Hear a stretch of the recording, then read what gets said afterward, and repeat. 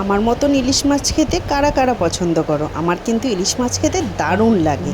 দেখো, দুখানা ইলিশ আমরা বাজার থেকে নিয়ে চলে এসেছি।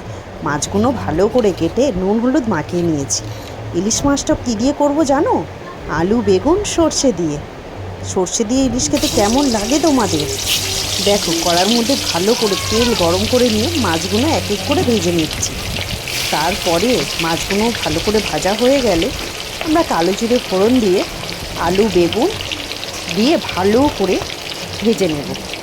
তারপর সর্ষে বাটাটার মধ্যে অল্প একটু হলুদ গুঁড়ো দিয়ে যেই বেগুন ভাজাটা হচ্ছে আলু বেগুনটা ওর মধ্যে দিয়ে দেব।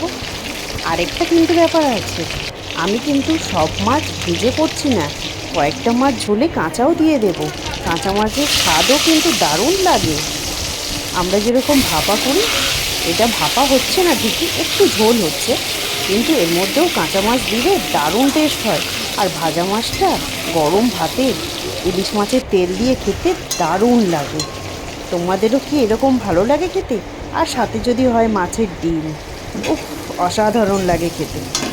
দেখো, যেরম বলছি সেইভাবেই করছি কিন্তু আমি। তা তোমরা কীরকমভাবে করো ইলিশ মাছ?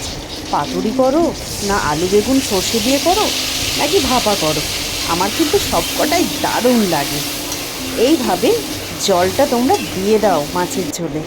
জলটা কিন্তু নিজেরা মাপ অনুযায়ী দেবে, তোমরা যে যতটা ঝোল খেতে পছন্দ করবে। আমাদের একটু ঝোলটা লাগতো বলে একটু বেশিই জল দিয়েছি, তোমরা চাইলে জলটা একটু কমও দিতে পারো। এবার দেখো, মাছগুলো এক এক করে দিয়ে আমি কিন্তু কিছুক্ষণ ঢাকা দিয়ে রেখে দেবো, তার কারণ মাছটা একটু হতে সময়ও তো লাগবে।